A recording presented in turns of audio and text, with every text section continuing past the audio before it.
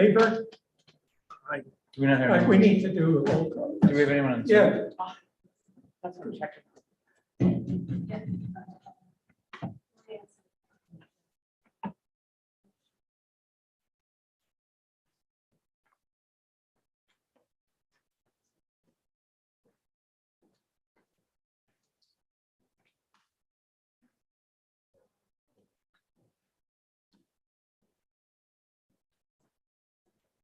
Michelle is not online yet. So Lori is. well, let's get started. Anyway, so will we be able to see Dorian or? Yes.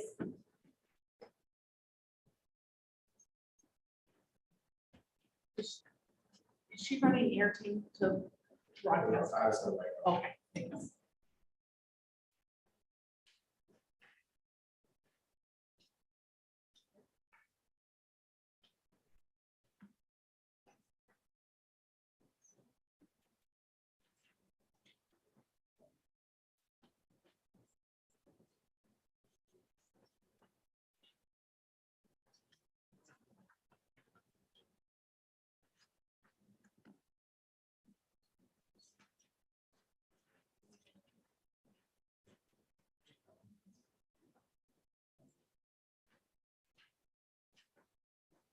There she is. Can you hear us?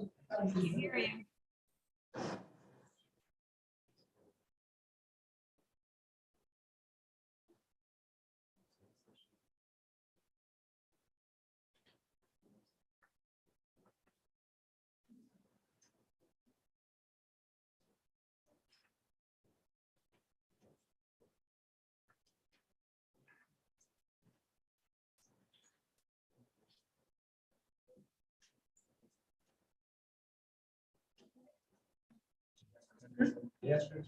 Can you say something? Dorian, Good morning, Barry. good morning. We've been called to order. We have a motion and seconded to approve the minutes. Do you have any changes?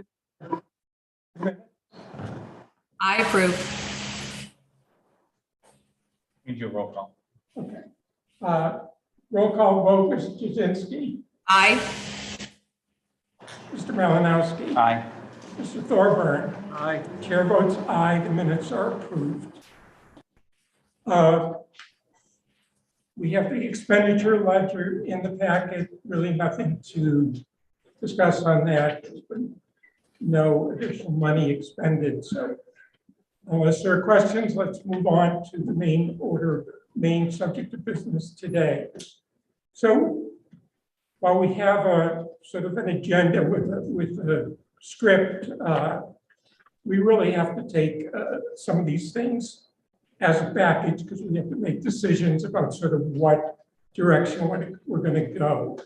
Before I start, let me thank Brian and Kristen and Vanessa for all the hard work they've done, particularly in the last couple of weeks, churning out things and putting numbers together. Very much appreciated. We don't have Mary with us yet. Yep, she's up here. Do you want her brought over as a panelist now? Yeah, she should come over now.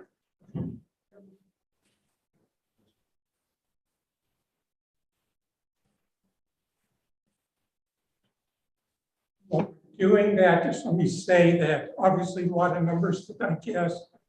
I wish we could have gotten material to everyone sooner so they have more time to pour over it, but a lot of reasons why we did the best we could.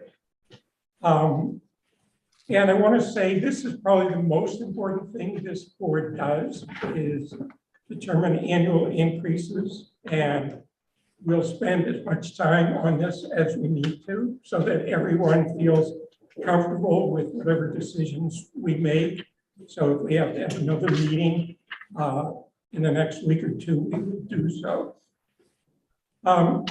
So we have several options, several paths we can take here, all impacting what we do on the annual increase. The first option we have is essentially to do what we've always done, and that, but not always done, certainly as long as I've been on the board, which is almost 5 years, which is we could adopt the recommended new salary schedule from the Collins Center, reclassify those who they recommended that we reclassify, bring everyone up to the minimum, and grant an annual increase, whatever that might be. And just as a point of reference, just doing that would cost the town about $131,000. So just keep that number in mind. And that's assuming a 3% increase. We haven't decided what the increase is, but that's the number that's been floating out, and just for point of reference. We also have the option of moving to a step system. And in your grid, in your packets, there's a document that's marked implementation. And that shows essentially what the cost is with no annual increase. And I don't know if we can pull that up.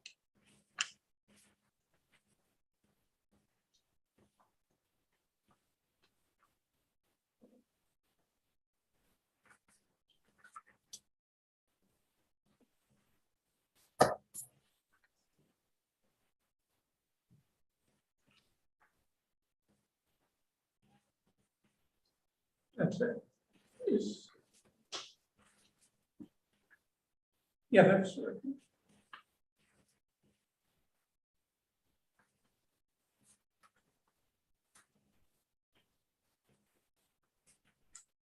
Okay, so in any event, just moving people up to the minimum, reclassifying people, and then putting people in steps that are as close to but not below what the current rate is. That's what this chart is. And that shows the cost of just doing that is about $88,000 for the town.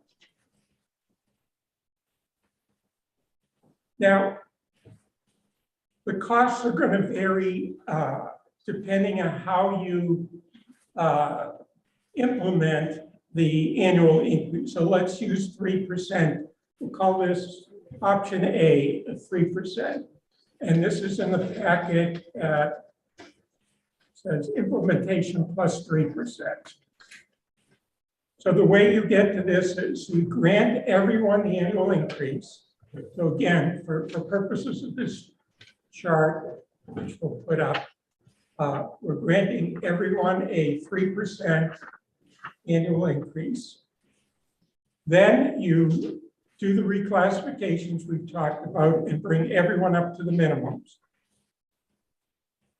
Then you place everyone again in the step that's closest to, but not below, what their current rate is, what their rate with the 3% increase is.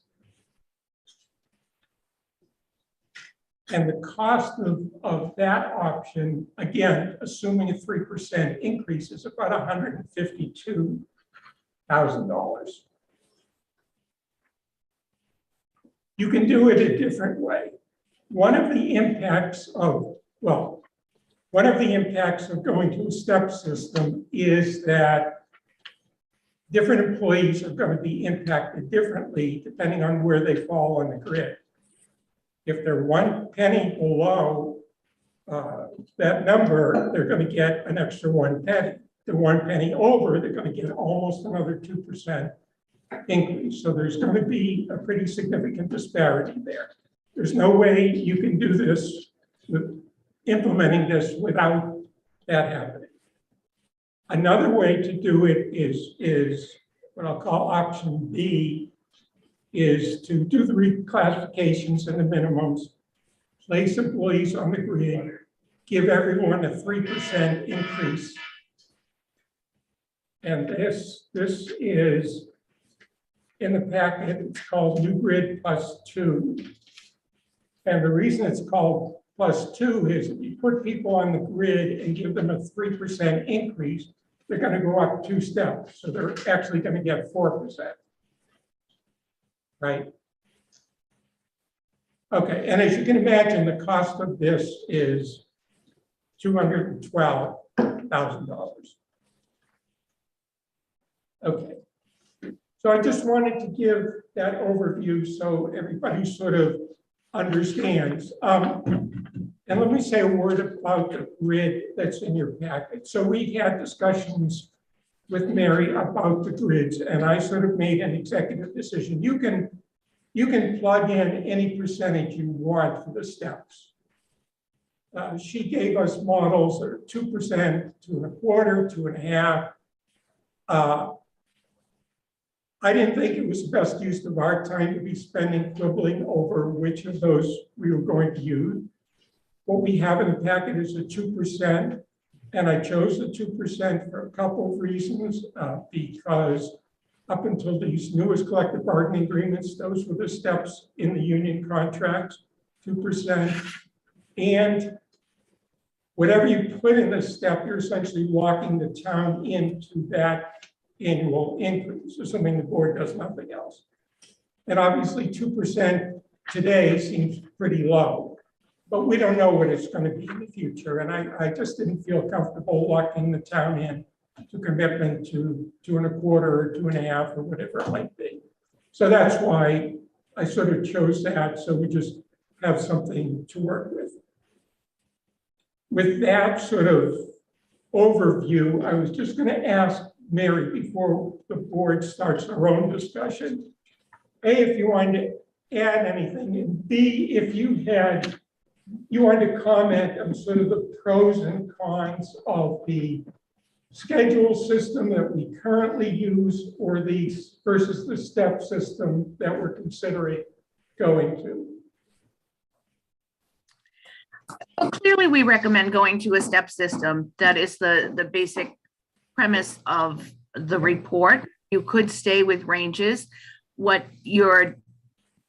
adopting this plan and the steps, other than the implementation, which can be tricky, you then are creating your level service, and it will be known what you'll be doing, and then you're just evaluating the across the board increase. What it does is it builds in that step, and it will prevent you from lagging behind, which your current system has done. It's clear by the survey, the way you've done it has not kept up for most people. So it's up to you to decide what percentage you want it to be. The 2% step is fairly standard. We see them either 2, 2.25, or 2.5. And the reason you would go with, I could argue both sides. The reason you would go with 2% is it allows you to make your annual deliberations to have a little bit more flexibility with the across the board, or the COLA as we call it, even though it's not always cost of living. Okay, thank you. Obviously this is all tied in with what we do in the annual increase, and we just have to think about whatever we do on the annual increase, that if we do 3%, it's on average, it works out to over 4% on average. Obviously, some employees get 3%, some employees get 5%. So we've got to think about that in our calculation about what the right number is for the annual increase. Okay, let me stop there and let me open it to the other members of the board too. Can I answer the procedural question? The step chart that we have in our packet says FY24, Right. Next year. Yeah. Well, we're then talking about an annual increase for FY24. So is that step chart really what FY23 should have been if we were on a step system? No, this mirrors the chart that's in the report. Obviously based on current data, but But does it factor in a annual increase or not for FY, going from, like, all the survey data was on FY23, like what's actually happening now with other communities? Does it factor in I'll call it a COLA to get us to FY '24? Or does it simply just take those range, but that's, because last meeting, I thought we said that the chart that was in the report that we talked about last time was really FY '23 data, not FY '24 data. Right. So, but now we have an FY '24 data, and you talked about the jump between the steps, but I'm just trying to align up, like, is there any COLA baked into the steps right now? Okay, Mary, do you want to respond to that? Yes, I will respond. No, it does not. That's the 3% you're talking about. You're building the COLA in. It's not increasing that first, grade 1 pay is the same on the next year. And that's your 3% that you're guaranteeing in your scenario. No, the grid did not change but you essentially will add that percentage when you place people on the scale. That's my understanding of what the model does. Well, and we've had extensive discussions about this and what, if anything, we need to do to, I don't want to say make employees whole, but bring them up to where they should appropriately be. And essentially, Jason's question is that just placing them on this grid, or is it placing them on this grid and then giving them an increase in addition to that? I think. Right, because the reason I asked the question is, from a process perspective, my recommendation is that the personnel board first vote on, are we going to do a step system or not? If the answer to that motion is yes, then the second step we should do is adopt in what it should have been for FY '23. Like in the current term, right? Because that's what all the data was modeled after. It's modeled after what other communities are paying people in comparable roles. Then we can discuss an annual increase if we think that that's necessary from a COLA perspective. Because where I'm going with this is you have a significant number of people, right? If we follow any of these packages, and I know this is going to shock people, I actually wasn't focused on the bottom right-hand corner yet. My concern was the amount of people that have significant tenure in that role that we're going to put at min, right? And I'm not trying to move anyone over, but like I have been through assigning people in a step plan and in a cohort model in the private sector. And you don't put someone with 20 years experience in a role at the min of their class. It means we either have the classification wrong, or it means like, how are we going to honor these steps moving forward? Because theoretically, if we had had the step system for 20 years of that person's employment, they would have moved from step 1 20 years ago when they started in that role. They now would have been at 15 if that's where we go, and they would have been actually at step 15 this 5 years ago. So I think process-wise, it's premature to talk about annual increase until we agree on a step plan. Like, are we going to a step system? Then we decide, is that step system based on FY '23 data or FY '24 data? Then we can talk about a COLA. Then we have to go back to all this and decide whether it's actually appropriate to have people at the min. Okay, let me say a couple of things. And we talked about the long service issue, and there are ways, Mary's suggests other communities do that, so they're not at step 1. Recognizing that it doesn't, what step they're at, assuming it's a fair rate, doesn't impact how much money they get or anything like that, but it does impact when you bring in a new employee, the same step, same grade, they're going to be making the same as someone who's been in a job for. So we can talk about their ways to do that. But I mean, I thought what I was trying to do at the beginning was say that they're interrelated and we have to choose a path. Just I think what you're saying, we have to choose a path before we decide what the annual increase is. We have to decide what direction we're going. We have to decide how we're going to implement that.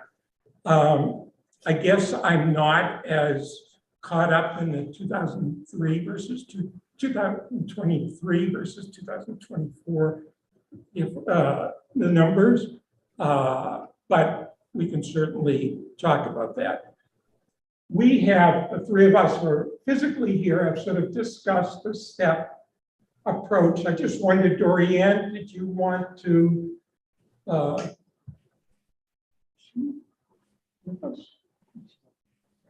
there she is. Do you want to say anything about the step system versus the salary ranges? I actually have a question. Weren't previously, I would say like maybe 10 years ago, were we on a step system and then we changed to the grade system? Yes, I don't know exactly when, but they did have a step system previously and it was changed. I don't know if that's when GovHR came in or when it was. Yeah, so I'd actually like to see us go back to the step system, really for the sole reason to keep the salary up to standards, so we don't play this falling behind game with the grade system. So I'm in favor of going forward with the step system, but that's my opinion. Okay, and I'll open it up. Michelle's on too. Oh, is Michelle here? Yes. Oh, I'm sorry. Yeah, Michelle? that's okay. I joined late, so I had a little technical difficulty. So good morning. So I am doing a bit of catch up here. I think my concern is, I think Jason was asking about the data because you would typically want to make sure you age that data appropriately so people are starting in the right place. So if the question is step system salary ranges, I can go either path as long as the data supports what I think our ultimate goals are. And that we don't bring, I am concerned if we are bringing people in with higher seniority and they're at the very bottom of the sort of step, what that does longer term for their ability to increase appropriately. So I guess, that's kind of where I'm my perspective for the moment. And then once we decide which path, then we should talk about, what might be appropriate levels of increase and those other components of pay so that we are being fair and competitive in the market, which changes almost every week, it seems. Thank you. Mhm. Okay, is there further discussion? I get a second. Go ahead, John. My experience has all been with step systems, and I think that's the way we should go. I don't see anything here. We have to decide go from step one when you go up a step. Is there a time frame on those steps? Serve 1 year, 2 years, 3 years, whatever. I haven't seen that. I haven't heard that unless I missed something. My understanding, and Mary, correct me, would be you go up a step each year. But Mary, is that your? That is how most municipalities do it. There's a rare few that have larger steps. So they every other year. Our recommendation is that it's an annual and it's on the fiscal year, but you would need to decide that. We recommend a fiscal year annual.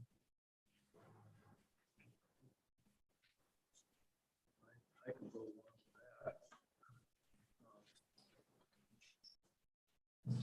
with that. We face this, we get these big figures down right. Nothing to say that this has to be done for the whole year. You could cut it in half. Go to the annual town meeting, have another one in the fall, which seems to be the way things are going. There's nothing to say that the town has to take this big bite all at once. Well, let me just put it in perspective. So if none of this happened, if we just decided we kept on the old salary scale and just did a 3% increase, that would cost the town about $90,000, just for point of reference in terms of costs.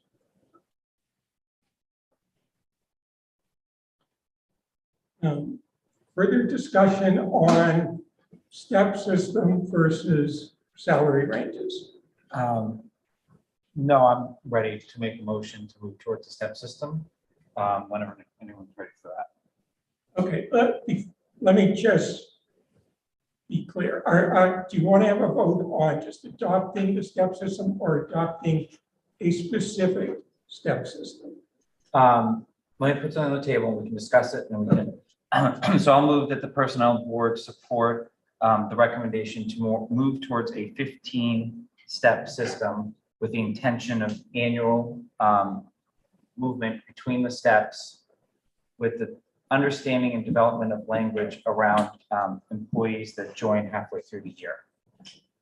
Second, So the purpose of that last part is obviously we're gonna have people that start halfway through the year. We'll have to find a cutoff when someone moves. We have good language already in union contracts. It's very well established. Usually someone joins after January 1st. It takes them 18 months to move a step versus if they join before January 1st.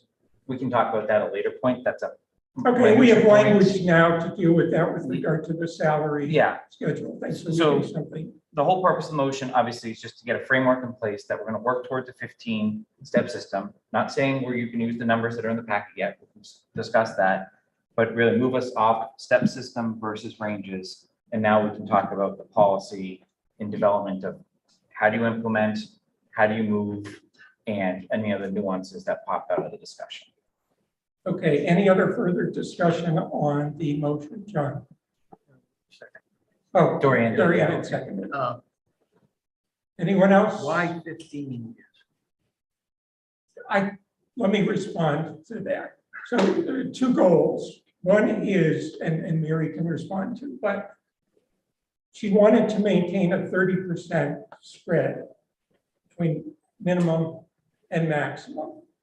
If you're gonna do that and you're gonna use 2%, you're gonna get 15 steps. You could do 2 1/4. If you choose 2% and you choose 30%, it's gonna be 15 steps. I recognize you had concerns about that. I know the union contracts are typically 7, but the union contracts are covering a more narrow universe, a more similar groups of jobs than we have here. So I'd be more comfortable with 10 step. I mean, you gotta have somebody here 15 years to reach the top step. Not there by 10. Well, we're not paying anyone, I say, I can't say anyone, but if you kind of look at where people fall now within the range, we're nowhere even close to the high end. So I think the benefit of 15 as opposed to like a 10 or a 7 is you would end up incentivizing people to actually stay and know that they're not going to max out. They're going to max out after 15 years. Now, obviously, this will be readjusted every 4 years based on the current requirement. I think it incentivizes tenure and longevity. And some of these positions, unlike the union, where there's promotional processes that occur many points in time, it's very common for us to have someone in a department head or an assistant department head position for a very long period of time. So that I'm kind of on 15. yeah, and again, there are things we can do to sort of reward longer service people so they move through quickly or more quickly when they reach certain points. So I'm less concerned about that. I'm concerned. This day and age is a lot different from my day and age. I think the way to get people to stay isn't to make them stay for 15 years. I think there's a lot of lateral movement now. A lot of the younger group. I don't think they'd be enticed to know that they have to stay 15 years to reach their top step. I think it would be a little more enticable if they only have to stay 10. And you're looking at 7 to 8% increases every year, guaranteed. Looking at 7 to 8%. If you buy into the logic, right, that Mary has outlined as 30% range, we're at like a 40% in some of these, right? But like the math would mean that you're giving 7 to 8% increases every year plus, like, it's just not sustainable. I wish we could do it, but like, you have to actually then look at the math, like, you can't be giving someone a 7, like, it just doesn't work. We're gonna be looking at a budget that cannot pass down meeting. So you have to factor that in, and like, there is a balance of doing something a hell of a lot better than what we're doing right now, but you know, thinking about the other side. At the end of the day, there's no perfect system, and it's not going to be ideal for everyone. We're trying to figure out something that works for the town and is fair to employees. And So what you're saying, Jason, is excuse me, that the 15-step system is 2% each of those years? Guaranteed, plus every year Cost of living. we would look at cost of living. So my guess, probably, you had a 1%, like, just, you do start doing some. So, but right now, for however many years it has been since the town moved away from the step system, we were giving 1, 2, 3, or 0, right? I don't know if there are any zeros in there, but, you know, that was all that the employees were relying on. And now we have found, not to probably anyone's surprise, we are just so far out of whack. Okay. So I think it provides that known increase. And then obviously, if economic conditions warrant a change in the grid, I don't see that going down. It's always going to be up. It's always going to be, you know, incremental. Okay. No problem. all right, is there any other discussion on the motion that's on the table? Harry, are you gonna ask, get a lot of people here who are affected by this? You can ask them if they have any input. People can raise their hands if they have a question or want So everybody knows. to comment. You know, we assuming, Barry, this, is it gonna be 2%? Is that what it is? That's not what. We haven't discussed we Yeah. haven't discussed, just, I'm trying to move it away from ranges and Yeah, guarantee, like, basically say we're now adopting a step system. Now let's talk about how to implement and what those ranges look like. Yes, I guess my question is, what made the personnel board 10 years ago move from the step system? They moved it from the step system to the new system. Why did they do that? I recall they said that the step system that they had was broken. And I'm just curious, not to repeat the same problem, why that happened. I feel like we're going in a big circle. I just don't want to go back in a big circle to something that didn't work in the first place.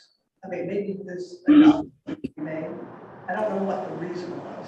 yeah, and I don't know if there's anyone here who, oh, Mr. Purple is here. Welcome back. Thank you. Appreciate Pam giving me this opportunity to talk about the greatest regret I have in the last 10 years since I've been here. When we had the step system in place, I don't think it's been quite 10 years, but it's been close. We talked about, I talked with the personnel board at the time, trying to get some more flexibility as to how we hire and how we make offers in terms of salaries for new employees. And in order to try to give more flexibility for the town administrator and for Ms. Hale in terms of putting offers together and everything, and that without having to do them publicly at personnel board before we do them, was that we would basically abandon the steps, the step system that we had in place, and go to a min, max, and midpoint. And the town administrator's personnel director would have hiring authority up to midpoint. Anything over midpoint would then require the personnel board to approve that before it could happen. In hindsight, I think it probably would have been better to basically pick a step and get the assignment and assign the authority to that point, because the fallout of that decision is that instead of people moving regularly even through a min-max midpoint system, people moved haphazardly. And some people had better increases, some people had others. Sometimes they would come there was a series of instances with the personnel board where people would come in asking for, I will term them as outrageous increases. But they got more than other people simply because the personnel board tried to make a decision that looked somewhat moderate based on the request instead of what other people were getting. So it moved everybody all over the place. I think the outcome is that you really need the grid in order to maintain consistency and equity. And so I fully support what the personnel board I think is about to do and to put this back. Again, I've talked about this a number of times in a number of settings, that, if I could go back and change something, I would have kept the grid in place and would have just rethought a little bit more with personnel board about how the personnel director could have a little more authority in terms of setting salaries for new hires, rather than simply just eliminating the grid. So that, I think, gives you the historical perspective. Thank you. Yep. Harry, just a little more historical. One of the things is the way you have it here, you go on the steps. It's different than we had before.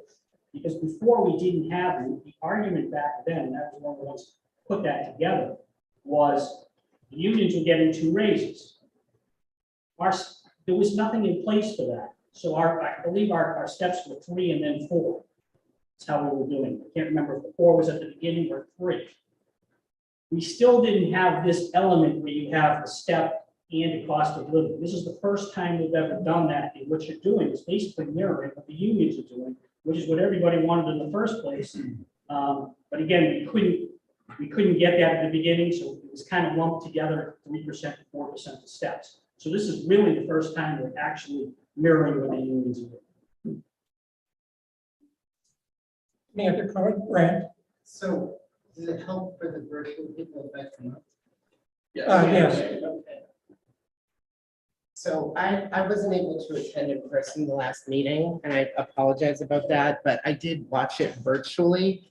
My understanding was that the report that was issued by the Collins Center was a draft report. So is this now being used as a final report? No, what was in the package was the final Collins Center report Okay. to the personnel board. Okay, And we have to then decide what we're going to do with that information. okay, So we haven't adopted No, we're not, anything. Those are they're recommendations, right? okay. I would just say, as a department head who's gonna have to implement a lot of this, I would want, I guess, more information on how exactly what the numbers are gonna be on the step system and how this is gonna work. I wasn't here when there was a previous step system. That's just my feedback for you on, I guess, it seems like this is the right way for you guys to go, but it seems like there's a lot of hanging question marks about this. So I would just, I don't know what else to say besides that, just that I think there needs to be information of the department heads on how this is gonna work. yeah, we're going to have to vote on how this is going to be implemented. Okay, So again, we haven't voted on what each step is going to be. We haven't voted on reclassifications, how you bring people to the minimum, where you place people on that. We will have to do all of that, and I'm assured by Brian that they will then be able to turn all this out and give you the numbers on what this means for your department or the bottom line. So we have to make our way through all of that. I mean, the one last comment I'll have is watching the virtual meeting. There was a conversation about everybody who submitted the questionnaires was interviewed. Just to let you know, in the library, I was interviewed. None of the other library staff were. So, You got that, who was never, Mary can verify this, they did not interview every single okay. person. I did encourage the consultant that I spoke with to interview specific library employees, and that just never occurred. So I will say I was just a little disappointed from that. So, thank you. Thank you, Ryan. Anything else? Yeah.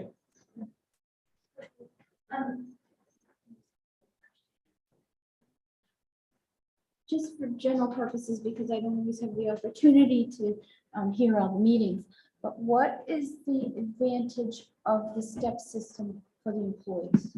Just like a quick summary, like what's in it for the employees to have a step system? Just to recap.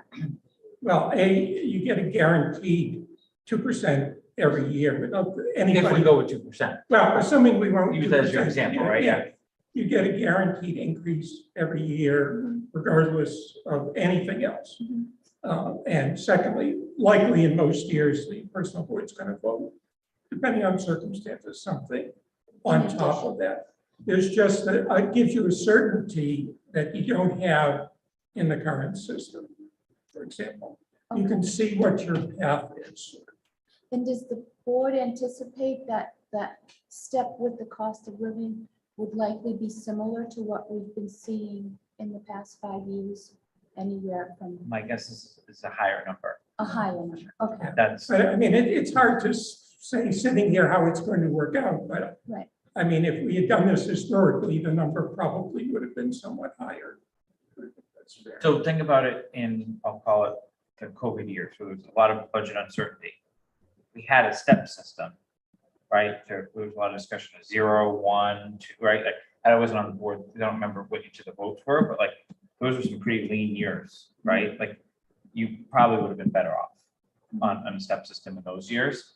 And then obviously we're in we all know, hyperinflationary economy now, right? We have data in our packet about what COLA is, what cost of living is, right? Like, we have, there's been factors, right? And it's all going to also depend on recommendations from personnel board every year. But remember, we only make a recommendation. Ultimately, town meeting approves a budget based on what's in everyone's budget. But at least in my time in town, I have not seen a budget gone after for the salary of an individual that's on the SAP. It's usually about, is this position needed or not, right? It's usually where the discussions go. So it's way outside of our boundaries. So bottom line is you guaranteed a 2% in the new step structure you're looking at. Well, we have to decide whether 2% is the right Whatever. number, yeah. Yeah, okay. And then does it impact the person if you're closer to retirement and you modify it to a step system now? It doesn't, It shouldn't. It's not related to that. It really shouldn't impact what you're actually earning. So it shouldn't. okay. So as you discussed before, you know, moving to like a 15-step program just spreads that maximum out down the line. You actually have a way to get to the maximum, is what I would say. Right Yeah. now, you have no mechanism to get to the maximum,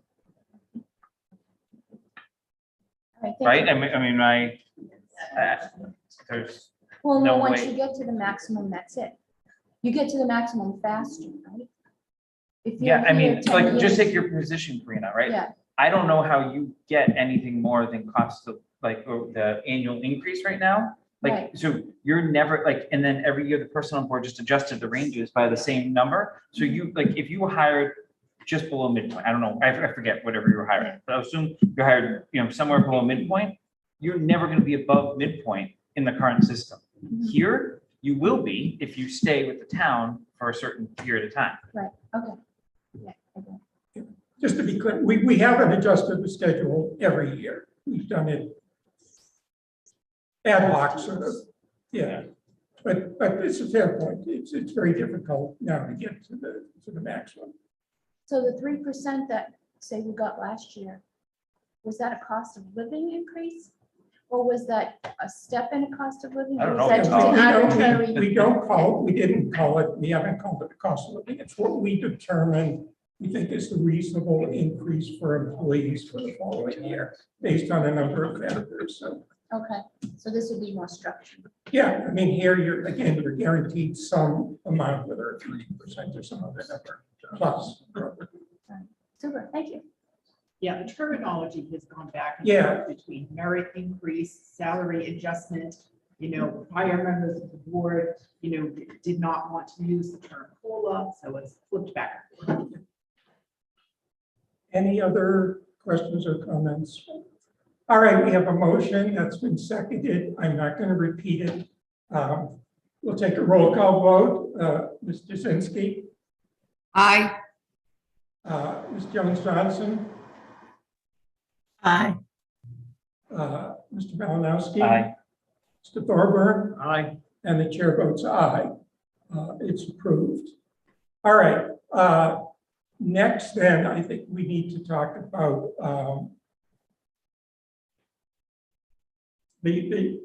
what are the steps going to be? As I said, I sort of, and I will admit somewhat arbitrarily, pick 2% for reference purposes. And I think 2% makes the most sense if you want to have the 30% or so range that consultant is recommending. But it's open to discussion that people have I thoughts think on. 2% makes sense. Okay. Dorianne, Michelle, any comment on the 2%? I agree with the 2%. Anyone else?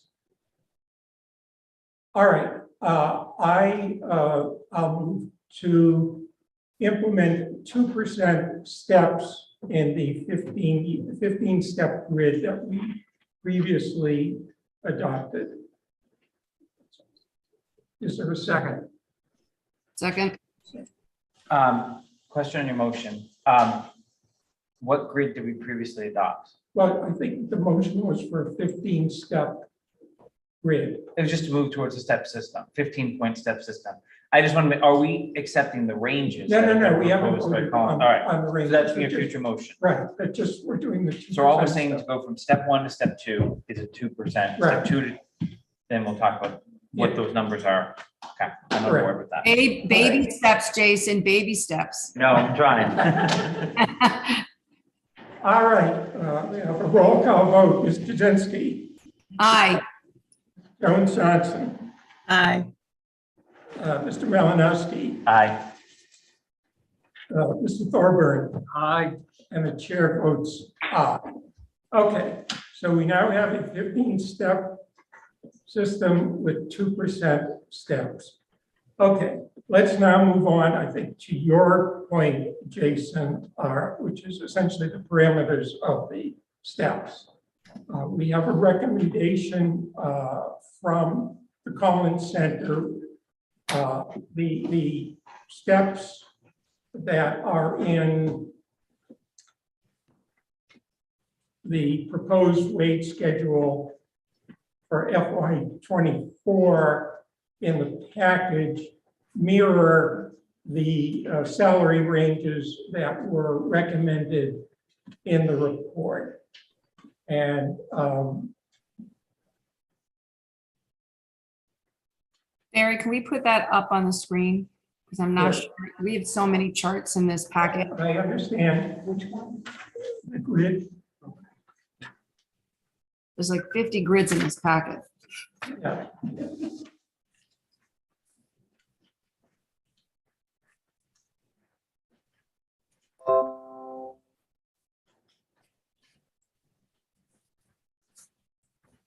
And again, for reference, it's a document that's titled Proposed Wage Schedule for FY 2024 Step System.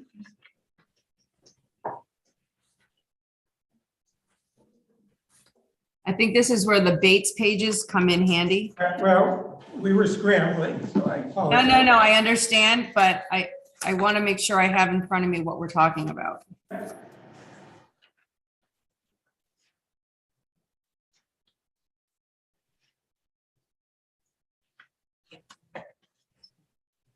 Okay, so it's the top chart in what's on the screen.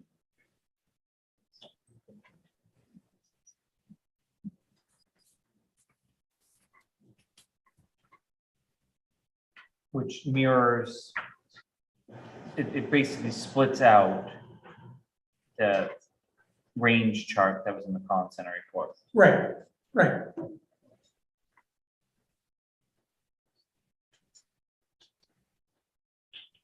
So it sounds like the question is, do we accept the recommendation from the Collins Center in terms of how tight to keep the range and their data around what the min and max should be in each of these 9 grades. Is that, Right, it's essentially saying, okay, you've given us this recommendation based on your analysis, we accept that. That's, but just to reconfirm for Mary, this is based on FY '23 data. Like going back to like my first question. Like these Okay. are with the intention of, if we had a step system this year, this is what but- Colin's but- system would have recommended we be on. right, Can Mary, do you understand the question? Like if we had voted last year to have a step system, is this the chart that would have been in our SAP? This is based on FY '23 data. What the decision points you have to make are around how to implement. If you increase this scale first by whatever cost of living you would have given, let's say, people will actually fall closer to the minimum. So by implementing it, our recommendation is you guarantee everybody that minimum of a COLA that you would give. I'm calling it COLA. It may not match, So if you increase this grid by 3%, people will fall one step lower. So for those who are below the minimum, they're not gonna, they're gonna be closer to the minimum. So by guaranteeing them the 3% on their current rate and then placing them on a scale, they're actually going to get a larger increase.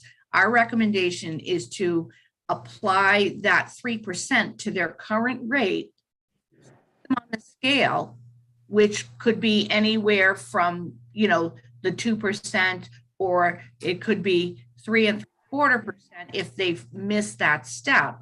Then for the next fiscal year, increase the whole grid. So because you're increasing this scale by 3% doesn't provide the increase I think you're looking to give people.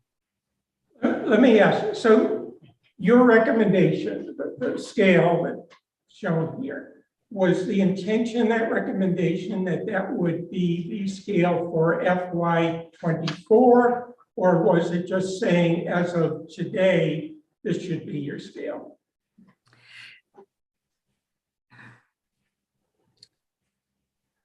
We created this as the recommended pay scale for the next fiscal year, based on this survey data, based on your current situation, your current ranges. Those positions that fall under the scale will get the larger increases. Many of your salaries fall within the market. Yeah, you have to realize it's the market. We're recommending a range based on all of the data, your existing ranges, the market data, and the current rates. So it's not an absolute, oh, this is what it should have been. You're right. If you were implementing in January of 2023, this is the range we would recommend. We're also recommending it for FY '24. It's up to you to decide, do you want to increase it by a COLA and then place people on the scale? Or do you want to guarantee them a rate and place them on the scale? By guaranteeing everybody a minimum increase of 3%, you're essentially applying that scale, you're applying that increase and placing them on the range. They will end up being further down the range with the 2% step. You're going to put them at a higher step than if you just increase the range. So it's you can do the math either way. And then there was discussion, and I don't want to get too ahead, that in the future, you can make decisions to either add a step or drop a step, shift the grid. Those things you can do. This is meant to be an implementation year. So that's why we would say, apply that, whatever that number is, 1, 2, 3, 4%, and then place people on the scale. It will be more advantageous moving people through the scale to do it that way than it would be to increase the scale itself. But it is your call. You're right. This is FY '23 data. So if you say, we want to increase the grid by 3%. If you ran that scenario, you would see people would fall closer to the minimum. So it really becomes, what's the math you want to have? Because 2%, the 2% step or a 3% range, this range is a healthy range based on the market, which is why so many people fall near the beginning. So it depends on the math and what you want to do. You can go either way. You can increase the scale, or you can increase their current rate and then place them on the scale. It really is a decision point for you. I would recommend running the scenarios. You all know your funding sources better than I do. So it really is, what is your goal and how do you want to approach it? All right, so that was different than what the first answer was. So I just heard, someone correct me if I'm wrong, that the implementation is what's muddying the waters here a little bit.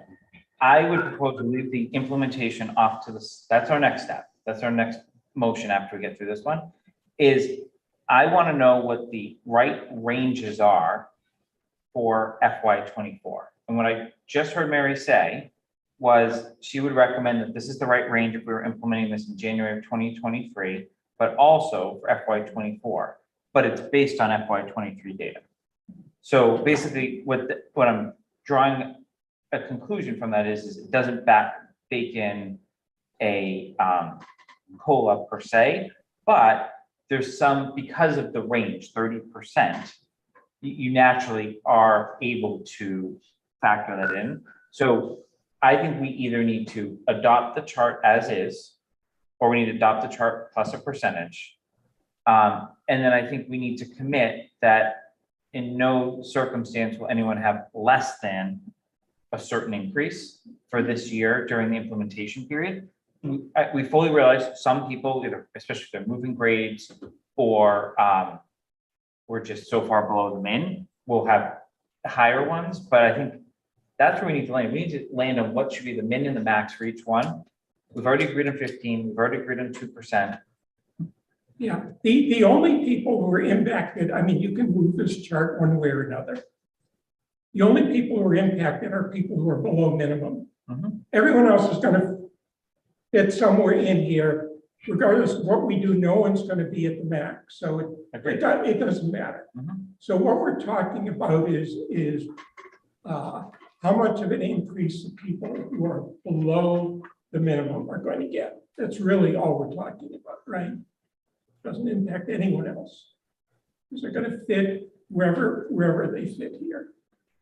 What I would be in favor of doing, and I don't think it's enough, like I know it's not enough to just say, we're going to implement this as it's shown here, and then place people on the grid wherever they fall, the next step closest to wherever they are.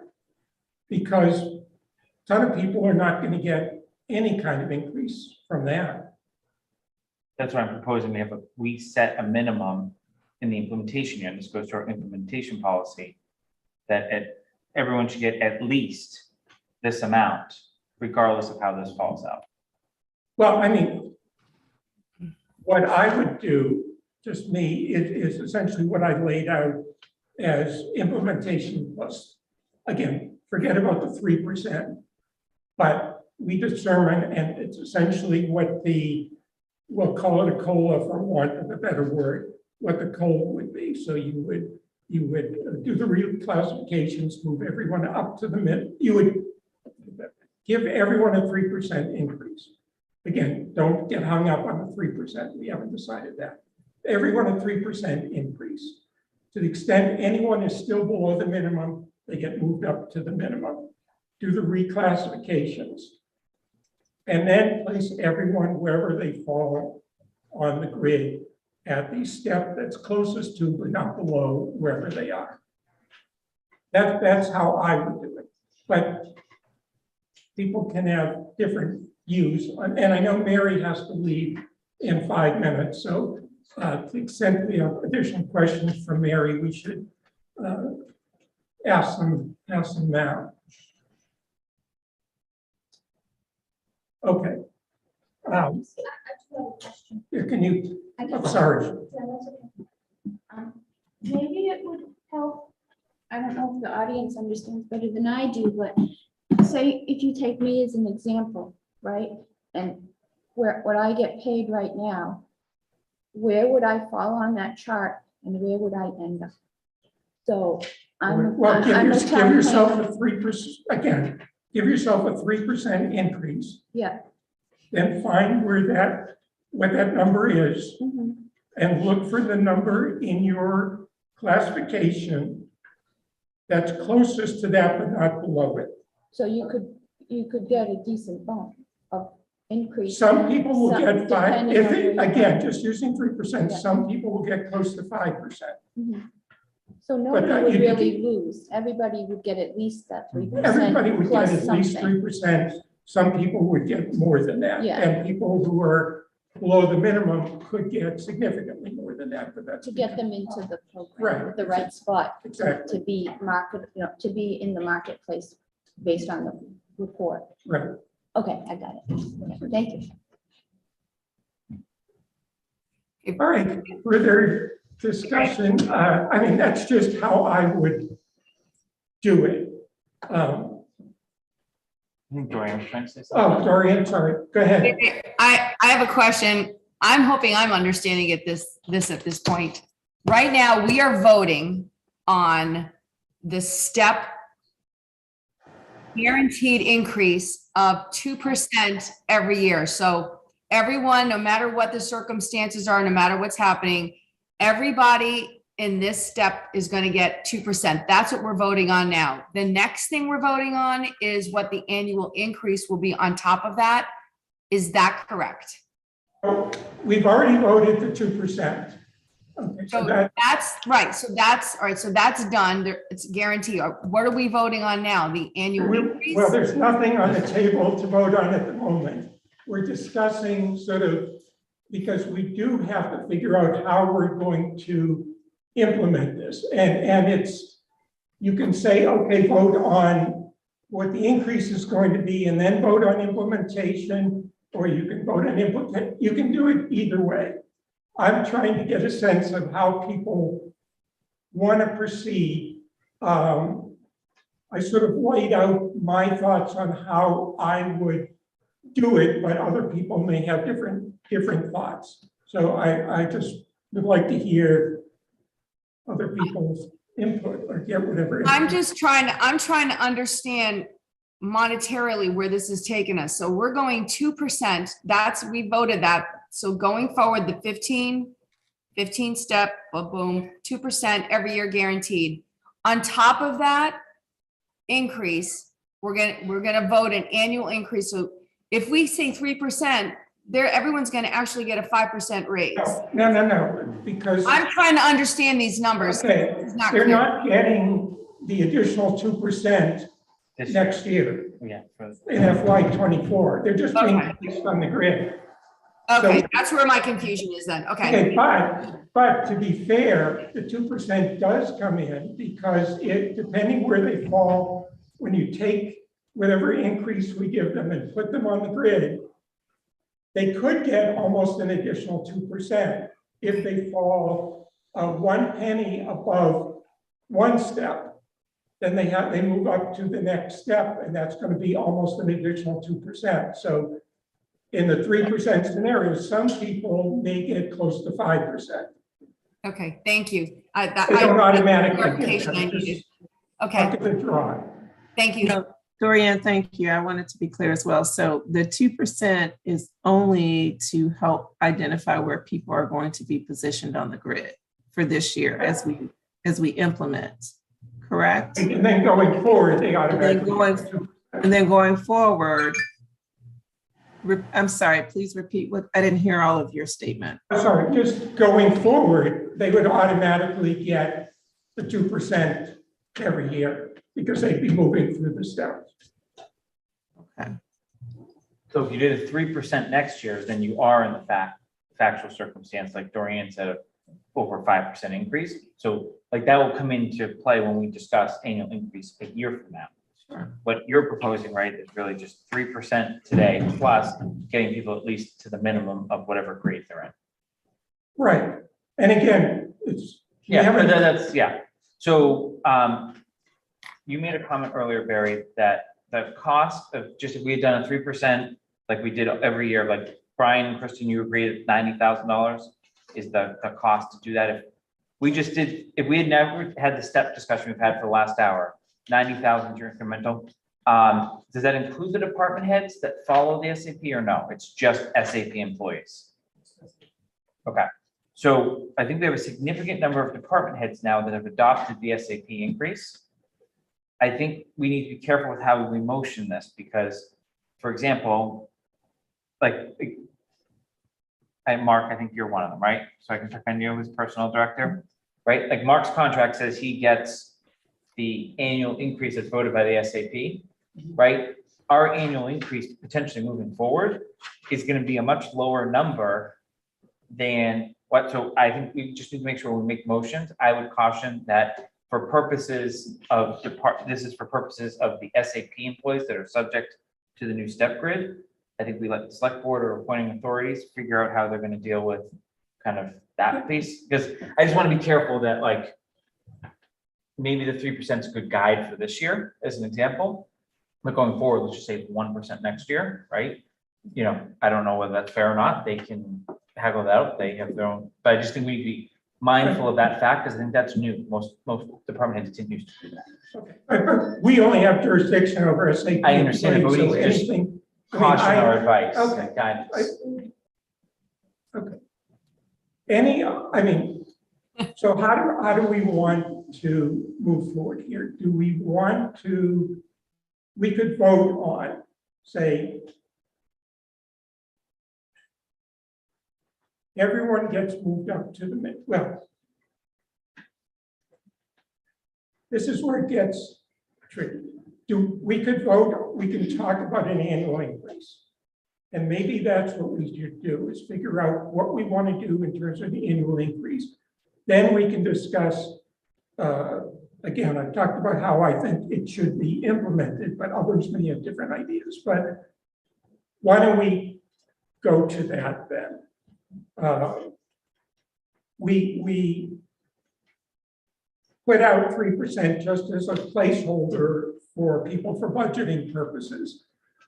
In my own mind, given the environment, I can't see that we would go below 3%. So the question is, what are people's thoughts about what number we should go to for an annual increase, recognizing that what we're really doing is setting it's going to be a minimum annual increase, that there are going to be people who get a little bit more, there'll be some people who get significantly more, depending on how we implement. So I'm not opposed to your 3%. I agree it should be lower than that. I'm not sold that 3% is enough, but we'll come back to that. My broader concern is if we took that and then ripple it through the structure, the number of employees that will have the minimum. To me, that means we fundamentally have an issue. Either we have these job titles in the wrong grade, or our system still is not set up right. Like I'm just looking at the tenure of the individuals in this room, just alone, right? And the number of them that actually fall at the minimum, it just like logically doesn't make sense to me. So that's what I'm struggling with. And I know it's not directly answering your question, but that's where I'm hung up, is if we follow that all the way through, even though these people may be very happy with their increases in some instances, I just can't imagine being an employee that's been in this position for, I would say 10 years and be at the minimum still. So do we have a problem with our grading? Because it goes back to the commentary we had last meeting of Ryan kind of touched on a little bit of who was interviewed. Did certain department heads, some are better advocates than others, right? It all depends on how you spin it one day.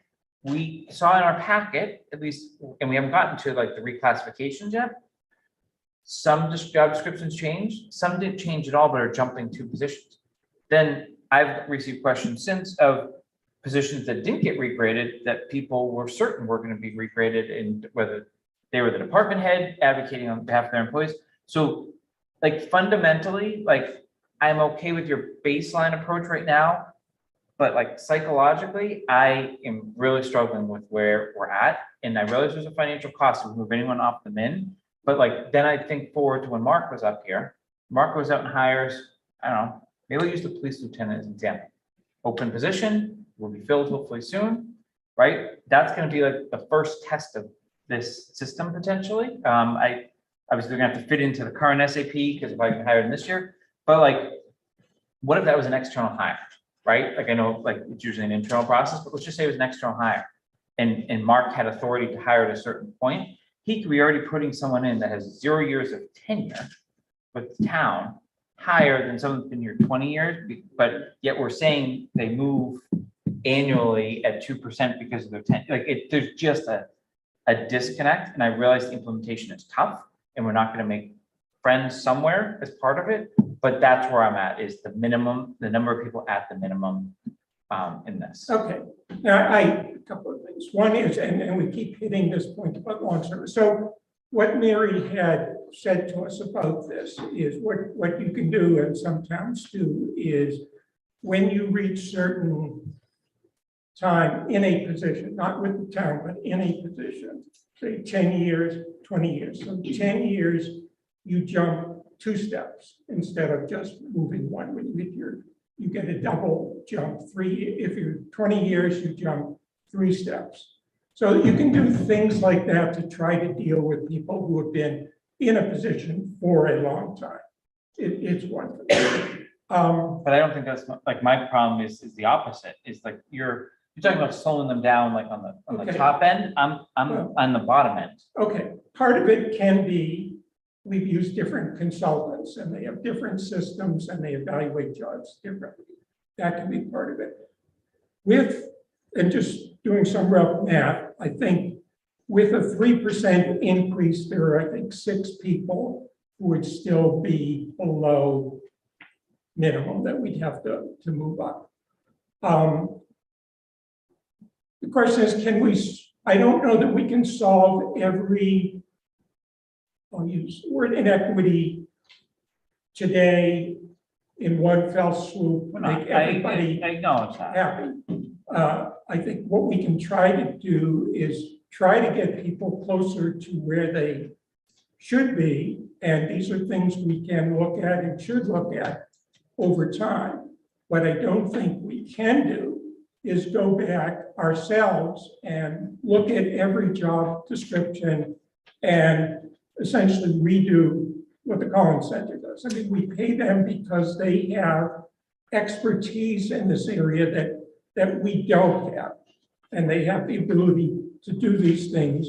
We look at job descriptions all the time, but we look at them sort of in a vacuum.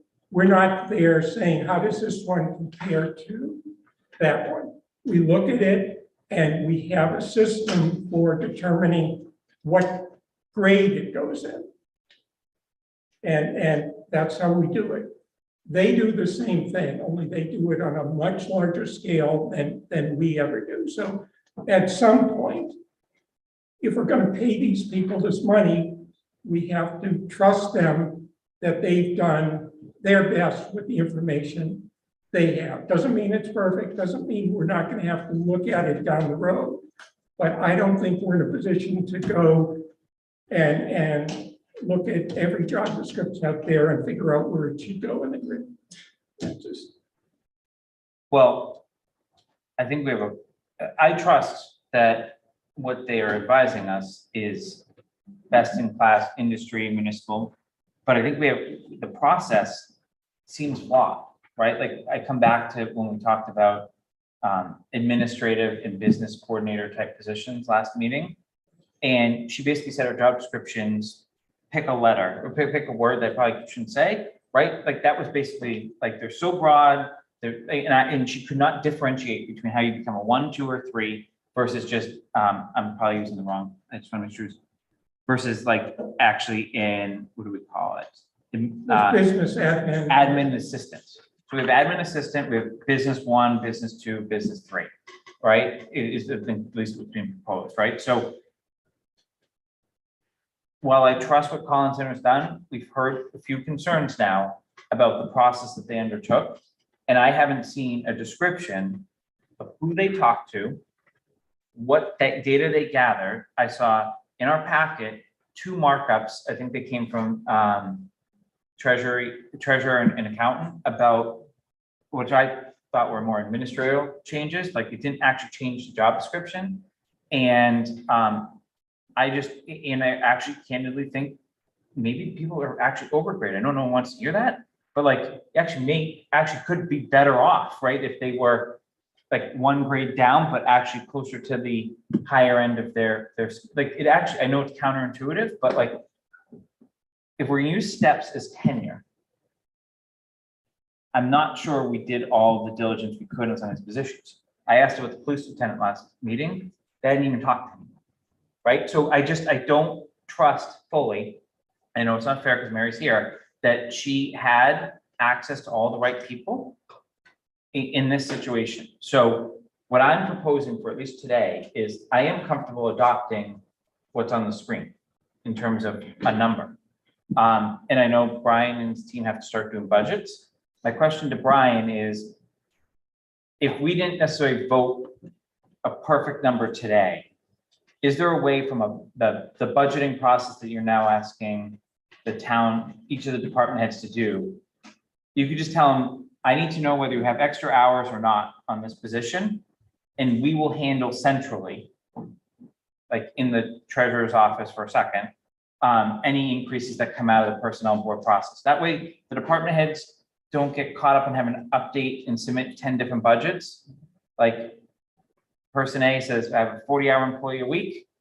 I'm planning to keep them at 40 hours, plug in their number when you know it, and they can go about all their other line items and start defending that, because ultimately I think it's gonna be the personnel board that's gonna have to sit in front of advisory select board to articulate some of these budgetary changes. It's gonna be the department head's responsibility to articulate if the hours are changing. Right, so I'm just trying to make I know it make treasurer's office life more difficult, but I'm also looking at all the department heads here that like, it's probably holding up their budgets if we don't answer, but I also don't want to just vote today because budgets are due the Monday after Thanksgiving and all of that. Like, and you already have the framework here from what I'm seeing. So just a thought, I don't know if you, Kristen or Mark, want to comment on that based on the cycles. We did a placeholder of 3%. So we have to adjust it up and down from that. Right, but like, you want to have Mr. Haggerty submit his budget 10 times. He's going to tell you how many hours he needs of his people that are in the SAP and. We're going to adjust it and send it back to the department. Okay. All right, so department heads can submit their. Okay, but let's be clear. I mean, we have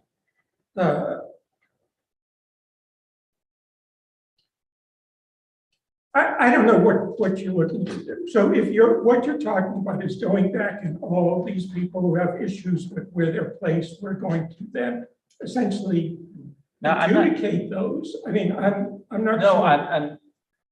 I'm looking to move this forward, actually.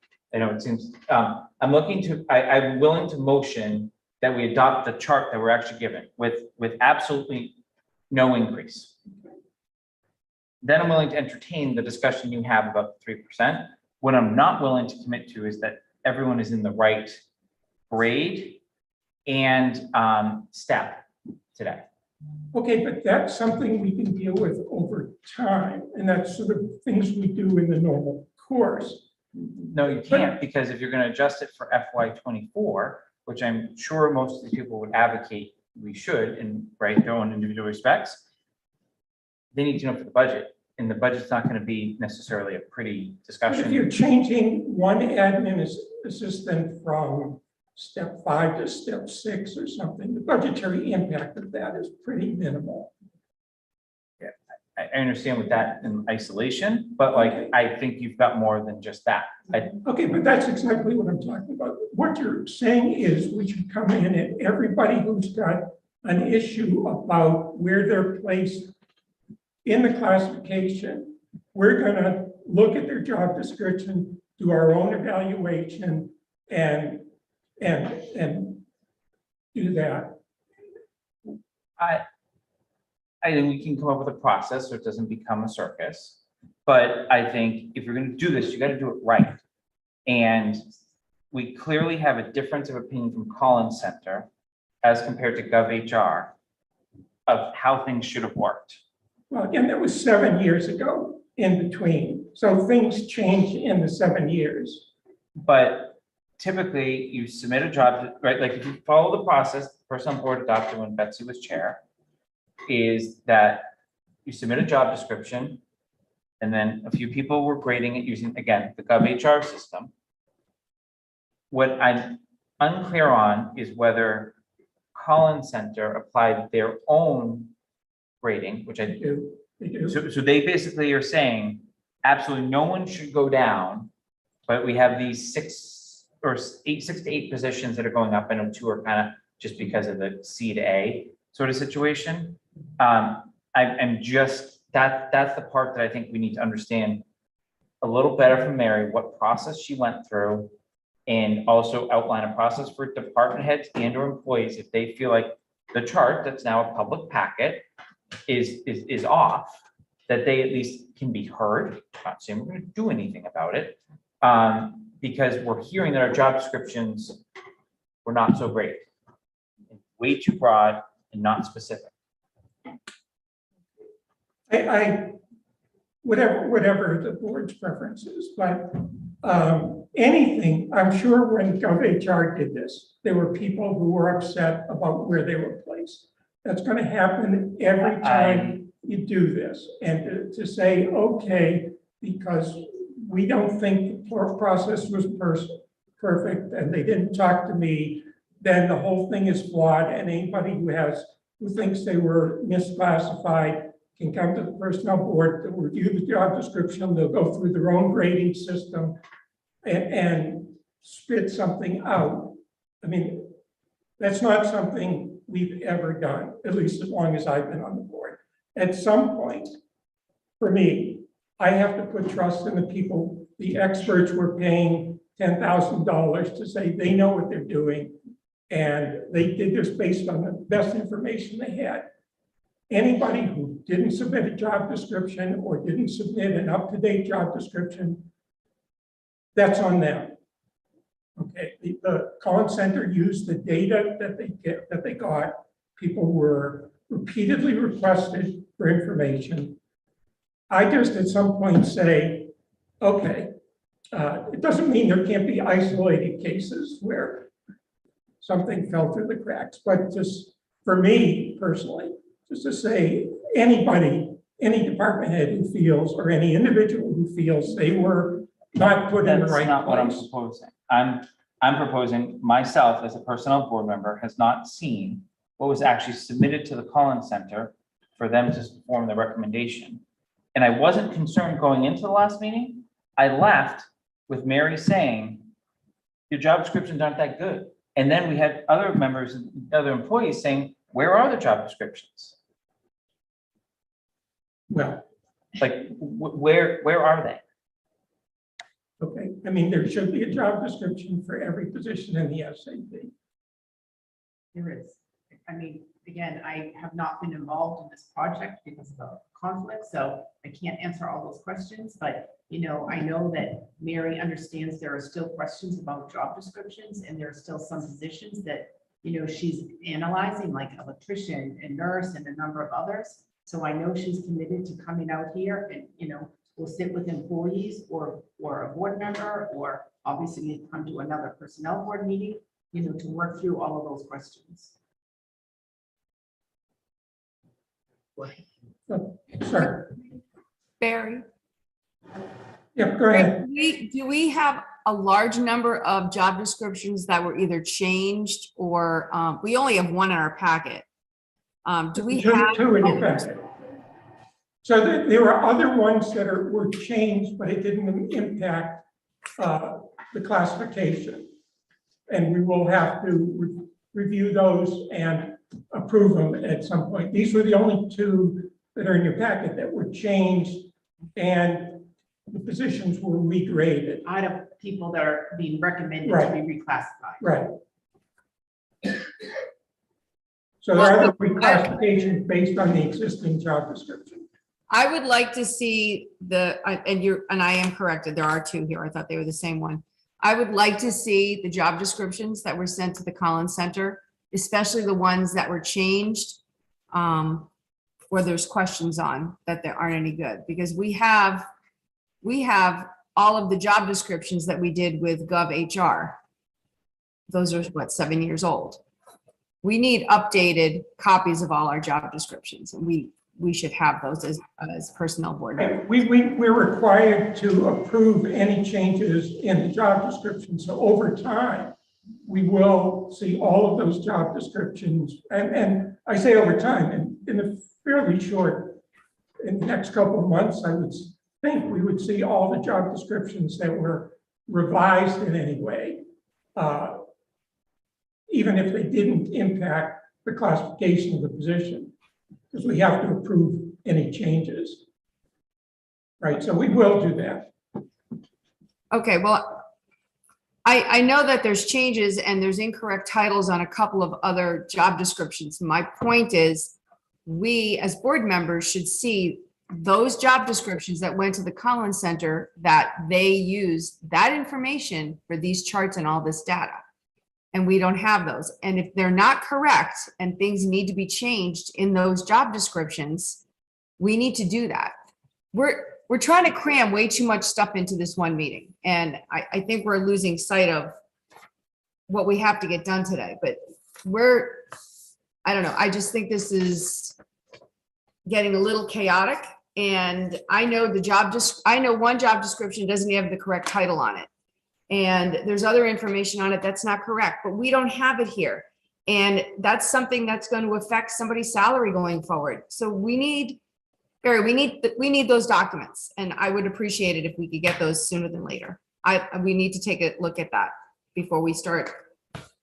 Yeah, and again, well, I think we have all of the ones before they were sent to the Collins Center. What we haven't seen are the ones where revisions were made to them, and we will see those. And I'll speak for you, Vanessa, you can make all the job descriptions available to the personnel board. I don't have any problem with that. We should see those. But like you said, it would affect their salary. There's nothing in any of the job descriptions we haven't seen that as of now would affect their salary. I think the only caveat to that is, through the analysis by the Collins Center, if there are, if a department head or an employee has recommended substantial changes to a job description, then, that may result in going up a grade. So that's where I think to Mr. Malinowski's point, that's where the budget impact is. Right, but wouldn't we be seeing that already?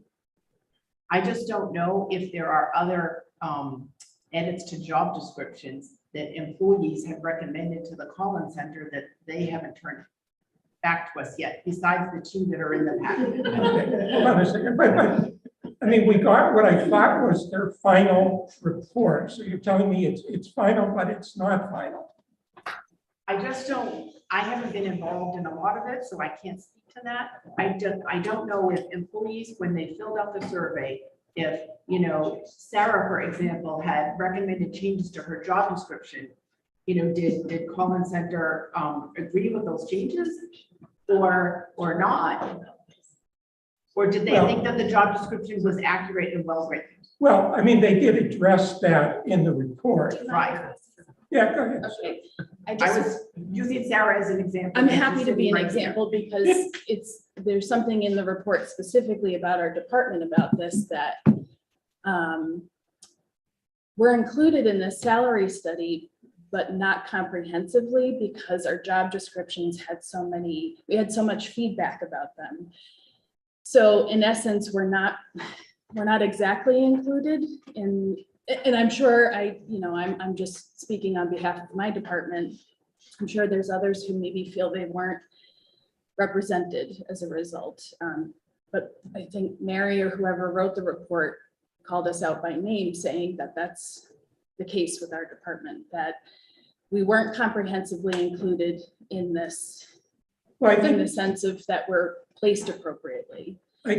what I took from it was that what was really happening in your department was sort of a reorganization of the department, and that my expectation based on that understanding was you would come in with new job descriptions and we would approve job descriptions and grade positions.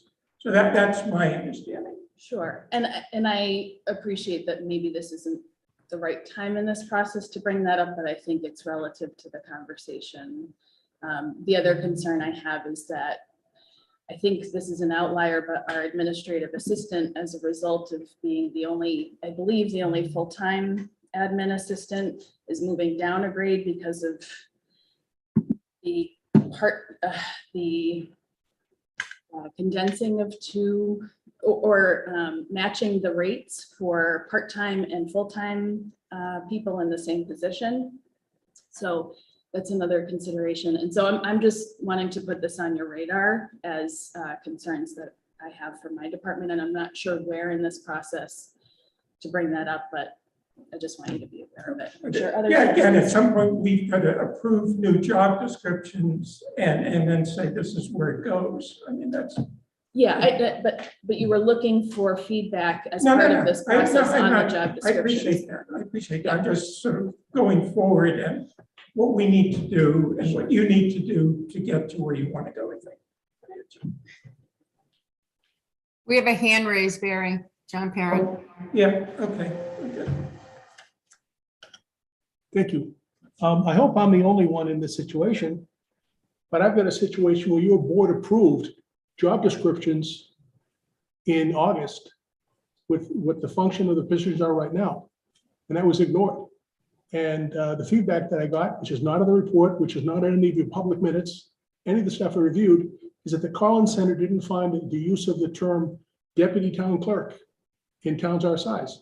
All you got to do is Google it, and you come up with Ashland and Lincoln right off the top. Well, So- right, Ashland, I've looked at every one of the comparable towns on our list. Right. Ashland, according to their website, has a clerk and assistant clerk. That's it. If you go to Google, you can see it. All right, but my point is, in our situation, specifically where we want to use that term, and you guys are in the building once in a blue moon, Vanessa's in the building all the time, we just talked about this yesterday. We wanted that title assigned to that. I'm not talking about money or grades or anything. That's a whole different animal, but for her to be able to have that position so she can administer the oaths, that's a big deal for us. And that's what we discussed in August, and you guys agreed to that. And all the stuff that when I watched the lengthy meeting by video the last time and the rest of it, this lady talked about, your consultant talked about a situation where you hire good people into a job and there's, she called it, I think, job creep was the term she said, that you try to take advantage of the talent of the people. So we have given you a list of exactly what the people do right now. You've approved that, and that should be graded. Whatever that grade turns out to be. I just don't understand how you can just ignore that and just leave that alone. It's something you've already done, and whatever the process is, you should grade it, whether you call it a grade 2 or 3 or 5, it doesn't matter to me, whatever you grade it. And as to whether we use the title deputy town clerk and assistant town clerk, which are used in other towns, to me, that's irrelevant. We call them the tooth fairy. I just want to use that term because by statute, somebody with that term has the right to assign oaths. So I just don't understand how we just ignore this. Okay. I just want to understand what your concern is. So we approved job descriptions. Yeah. So those go into the schedules, right? Those job descriptions, we graded, right? We graded them, or we didn't grade them. No, you didn't grade them. We didn't grade them. And they're absent for all this. So it's just like they fell off the table. And I just don't get that. And I think that's a matter that needs to be addressed. Yeah, I mean, and I agree with that whether they agree or disagree with the title, they still need to grade the positions. So we'll get back to her on. In my perspective, is the title has nothing to do with the pay.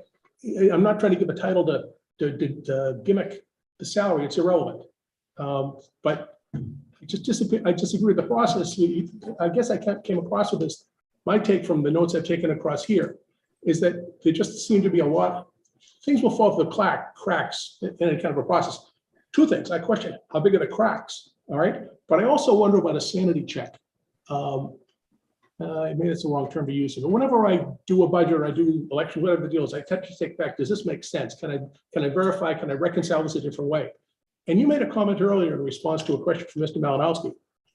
You said we use different consultants, they use different methods, that could be part of the problem. So I just kind of wonder, and I had a conversation with Mrs. Hale recently, we're just talking generally how things worked in the past. And she said there was some kind of a mechanism that they used internally when the board would grade a position, and that she would go through her own independent process, do it, and then the chair would do that, and then compare notes on that.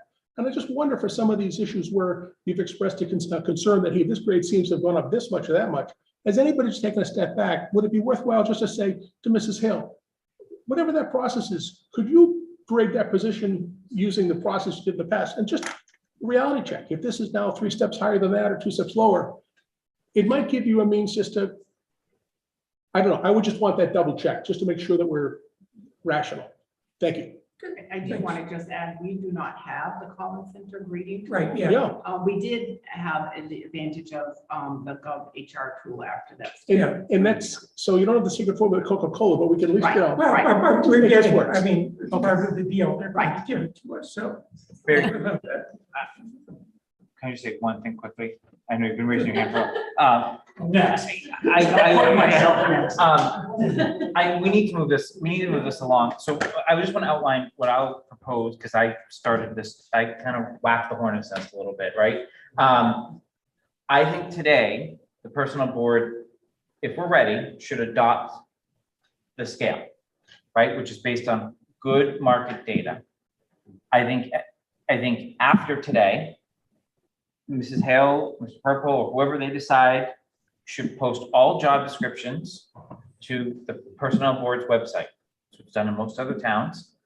We should send a note to department heads to review those job descriptions and remind them of the process, unless the personnel board is planning to change the process, to revisit that. We should not commit that just because someone updates a job description that we're going to regrade a position, but we can see the magnitude of some changes. If it's grammatical, right? Like obviously we're not going to regrade a position. I think we can then continue in a future meeting about your 3% proposal, you know, and whether this is fit for purpose. But I think we need to build a little bit more trust in that everyone understands what Collins Center was working with to come up with a detailed spreadsheet that has titles on it. And we may find it perfectly fine, but sometimes it's just all the proof is in the pudding a little bit in terms of how the cake was made. And I'm certainly not comfortable on voting on any of this. I'm not comfortable on voting on any of the reclassifications yet, because I haven't seen justification candidly for why some of those positions are being reclassified. They probably rightfully so should be, but again, there was 2 job descriptions with grammatical track changes in our packet. So we just need to understand what each of those, right? And then I think we've heard from other department heads that don't have changes that obviously you're probably going to look at. So that would be how I would propose to move forward, to try to move this along, but I don't know what others think. Barry, wait, Paul, hold on. Barry, we've got John Parent's been in the audience or wherever he is. Who's using your computer? He's there. We have a number of people here. Go ahead. Okay, this is very simple. Okay, first of all, the chart. Get the chart in. Second thing I would ask, we got to do a percentage for budgeting. I don't want to wait anymore. I'm proposing we do 4%. And I'm proposing this portion, placing people, okay? We delay that to January 1, okay? That will give us more time to be able to look into the things that Jason's saying, revisit the jobs, you're giving more people a bigger percentage up front. It's also going to have less impact on people going into the grade where some people are getting a larger and a smaller raise. What we can do is we can put the 4% in the budgets. Ryan and the finance team can come up with a chunk of money and estimate. We not only have to estimate it for 6 months instead of 12 months and park it somewhere, and we can redistribute that later based on what you guys do. It'll give you plenty of time to go over the things that Jason has asked, looking at these different jobs, job descriptions, and we can continue moving. This is very simple. This, do a 4% or a 3.5%, 4%. I think it should be 4 because I don't think 3 is enough. And then, like I say, delay placing people into the schedule. It'll all be in effect as far as the structure set up on January 1. We just won't place people and give them their portion of the raise until January 1. Phasing this in is very similar to what Mark does on negotiating with unions. He would typically do this as a phased project. I think it's the easiest. That way we can get the budget, we can get going, and we'll have most of the money in the budget. You guys are only going to really worry about getting these jobs straightened out and then looking, it buys you time to get people in here. It's also going to minimize the amount of money that we have to put in the budget to get people placed. That's what I think. It's this is trying to do, I agree with Dorian, you're trying to do too much at once. Get the percentage, get this going, delay it for 6 months, and then we can look at any job descriptions anybody's not happy in, and then we can place it. Gives you plenty of time to do that. Okay, so just so I'm clear, so what you're saying is effective July 1st, 2024, everyone would already have the 4%, your number. Yep. Built in. Yep. The grid wouldn't go into effect until, You would have the grid in place, okay, right? As of January 1, because you voted it. This is going to be the grid. You actually got to do it. Okay, and then we will just delay putting people in to the grid. So any further adjustment going into the grid won't take effect until January 1. So now that's only 6 months you got to worry about. Okay? January 1 of what year are you talking? What would that be? 2024, you mean? Yes. 2024. Okay, so it's Okay. halfway through the fiscal year. That way it gives Jason, and Jason, I think a lot of people are concerned, obviously. And that way you have plenty of time to go through and do whatever you need to do before you place people in there. And I don't agree with any of that, and that's fine, but you still have, there's a pretty big budgetary hit just putting people onto the grid. It is, but it'll minimize it. Do you understand? It's, No, instead of paying a I full year, know, you're only gonna pay but 6 just months. In terms of budgeting and timing. But it's a as far as pretty budgeting, let the finance team, we'll plug a number. Don't worry about it. We'll come up with a number, we'll get an idea, and we'll park it somewhere, either in your budget or somebody. Not in my budget, no. Let the finance team deal with that. The main thing is we need to get budgets going here. And like I said, the reason why I'm saying 4% is a bigger percent. Hopefully it'll drop a few more people or get them closer onto the minimum. And then again, we'll just deal with the 6 months after the fact. And I agree with everything, and in fact, as Vanessa will say, I agree with the 4% as well, that's just my view. But I think that's a reasonable. Because I think you're getting. I was already at the 4%. I said it earlier, like I said, Yeah. 3 was I the think- floor, so I I didn't think- want to say 4 yet, I but think yeah. everybody's getting yeah. nervous and getting bogged down. As you can see, people are coming forward about their specific departments. We're gonna wipe this out. You guys just gotta get this in, get a percentage, and then we'll work on the rest later. Okay, I'm willing to make a few motions. Okay. Anyone ready? Any other discussion? I just want to make sure. One at a time, Jason. All right, so I'm going to motion that the personnel board accept the 15-step grid that was presented in our packet.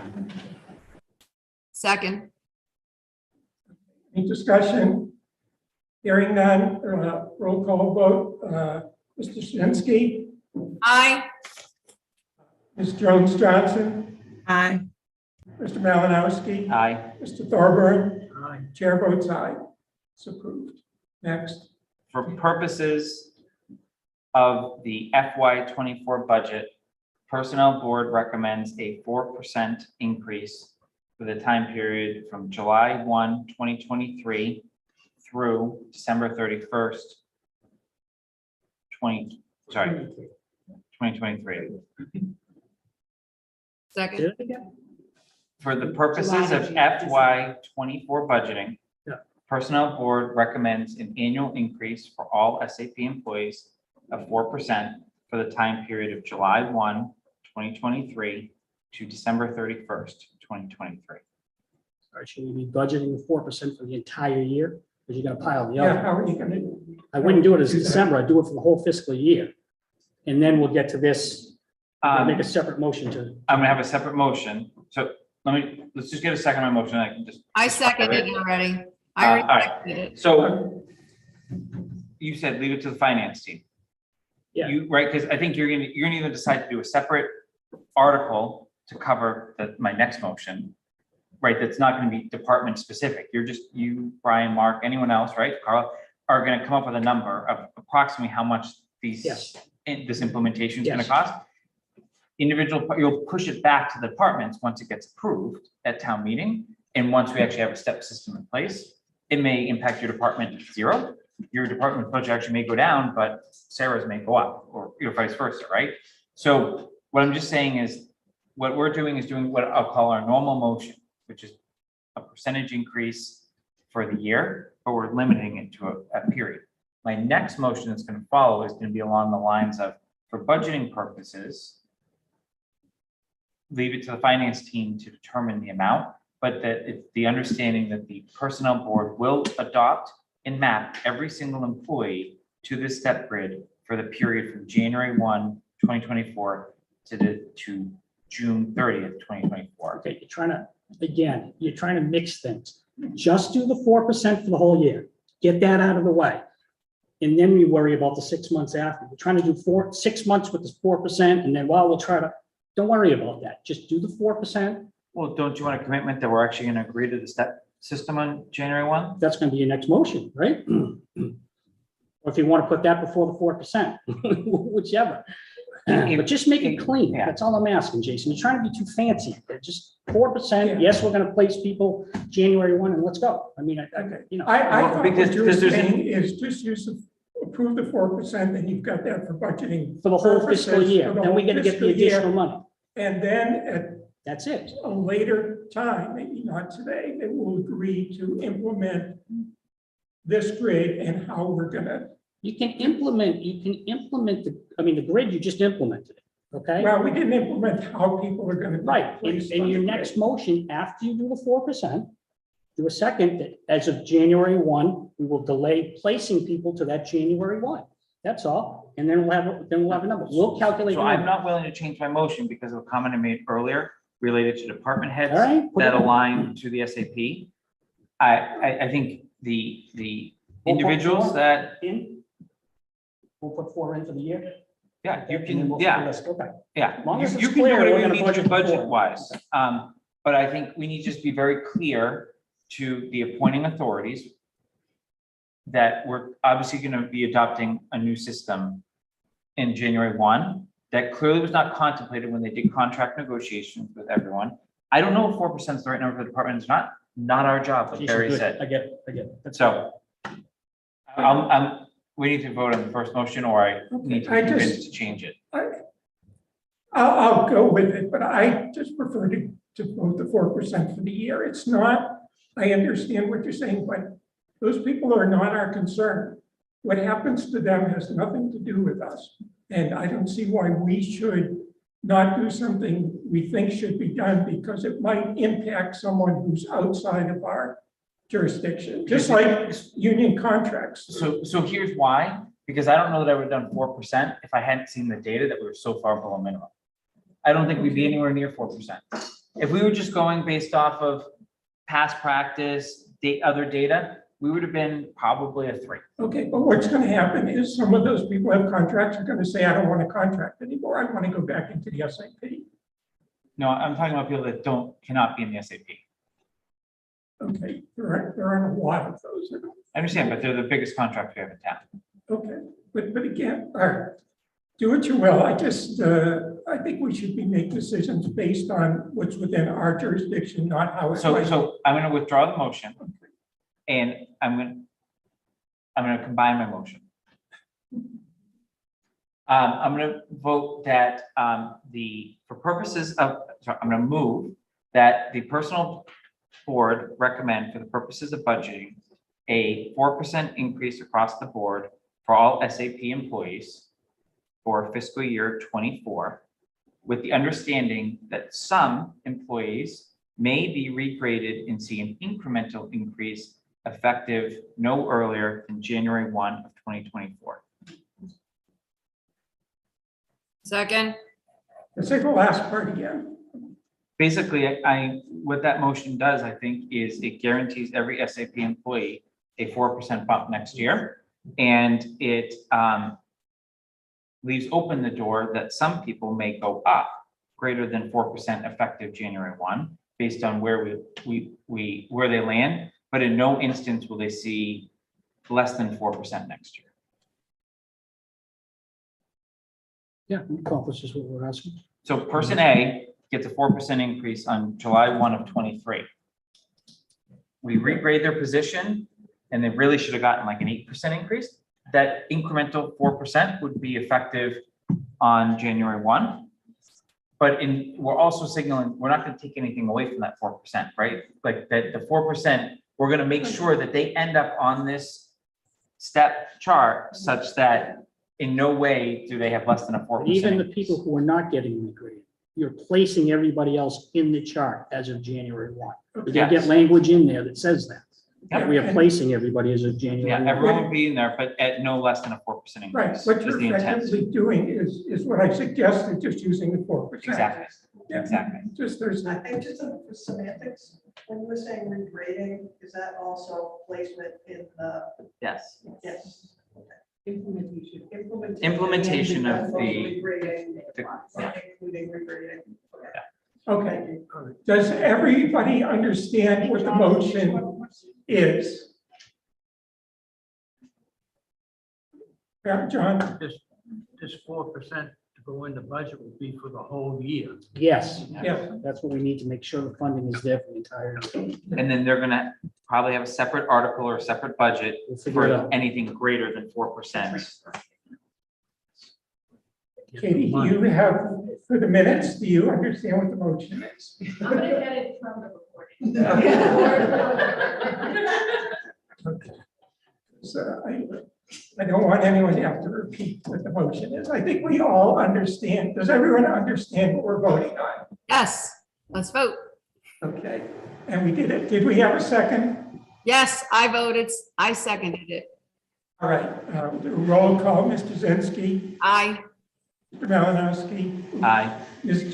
Jones Johnson, Aye. Mr. Thorburn. Aye. The chair votes aye. It's approved. Thank you. Okay. Meeting over? Yeah. I've got a long list of votes we're going to have to do, not necessarily today. In fact, let's hold off on everything else with regard to next year's compensation. Let's just skip to seeing if we can get our budget done. We're going to have another meeting, I think, in a couple of weeks. But let's skip to Vanessa, do you have? Because I don't have.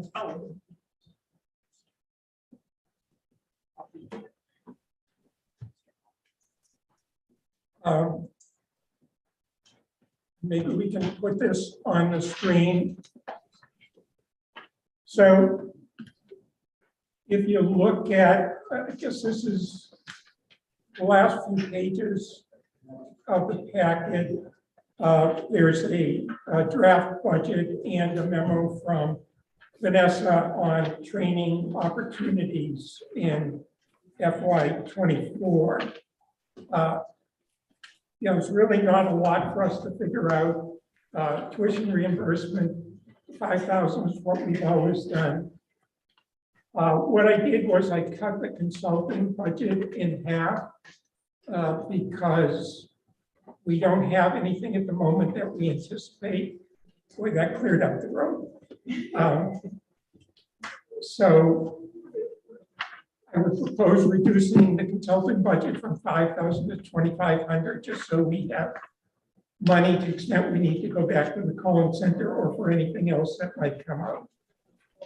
The number in employee development, again, is based on Vanessa's memo, and it's not by any means a firm number. She just, and I think that's where we need to have the most discussion about what's sort of the magnitude of what we want to do. And are there specific programs here that we definitely want to support, that we want to commit to, or we can certainly just approve a bucket of money and say we'll do within that what we can. But this is sort of things we could do and amounts that we could spend. And I guess we would need like feedback on, are there things in here that we don't think we should be spending money on? Are there things in here that we say, yeah, that's the kind of thing we want to do?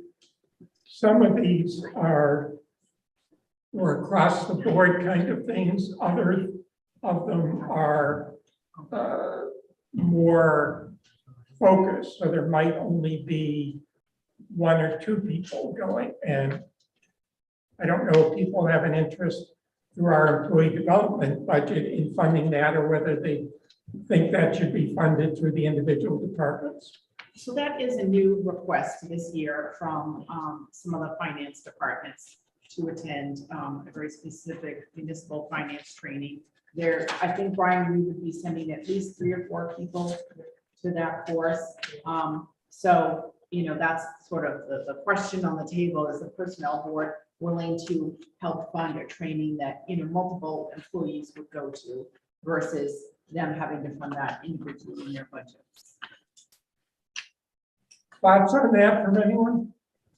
I think it's an incredibly worthwhile training. I just think it's very specific for the personnel board to be funding, and I think each department has their own, you know, training conference type budgets. I think it's more appropriate there, whether it's Brian's budget, Carla's budget, but I can't imagine they're going to have much trouble getting support for something like that. Overall, I thought, so I went back to the minutes. I thought we approved the budget already back in October 13th meeting, or 12th. I thought we put it off, that we didn't. I think we talked about the concept. So I'm still, I think we had 7,000 under employee development. And we talked about knocking down the consulting. So I'm fine with some iteration of what's presented on the screen, but we should not be budgeting for the accounting. And I don't think we need to commit to what we're using it on yet. I would much rather hear what we're going to use it on this year at some point, given that we haven't spent anything. Okay, why don't we cut that to 7,000, and I'll make a motion to approve the budget from the draft document presented with the amendment that instead of $7,325 for employee development, it will be 7,000. That will reduce the total budget from 15,200 to 14,875. Second. Okay, any other discussion? Okay, roll call vote. Mr. Zensky, Aye. Ms. Jones Johnson, Aye. Mr. Malinowski. Aye. Mr. Thorburn. All right, aye. Chair votes aye.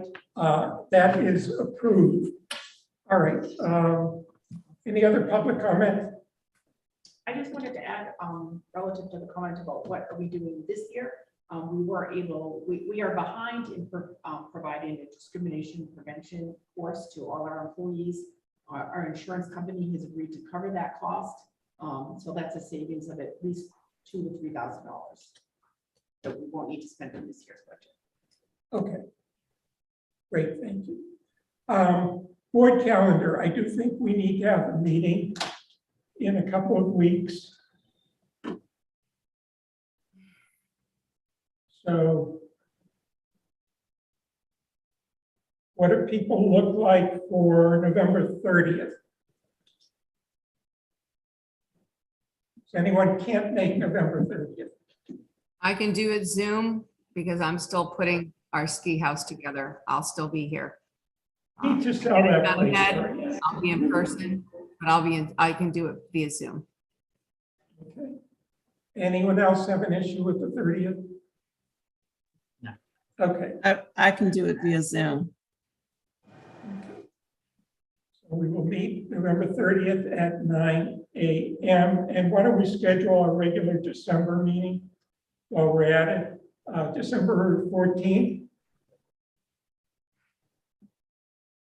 Is that a problem for anyone? I cannot make December 14th. What about other days that week? Any other day that week. Just not Okay. that one day. How about the 15th? Does the 15th Fine. work? That's fine. Okay, December 15th at 9. Okay, is there any other business to come before the board today? I will just note, I will not be able to attend the meeting on the 15th. I have a board meeting for work, so. Okay, is there another thing that week you could do? Unfortunately not. So I just note my absence. I won't, it's that time of year, unfortunately. It's a very tight schedule. All right. Sorry about that. No, it's hard to push it into the next week because you start getting close to, and I'd like to have everyone present if we could. Yeah, the next week is bad for me. I could potentially be available on the 16th in the morning, but not sure if that works for others, so. Does the 16th work for everyone? Fine by me. No, I will be absent. I can prep the town administrator. I would have a hard stop at 11. Okay, well, hopefully we can do that. Okay. All right, we'll change it to December 16th at 9 a.m.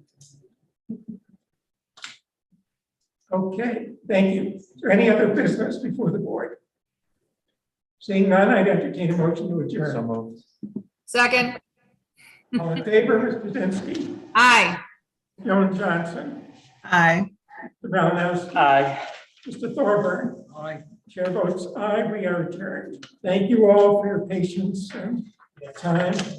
I appreciate it.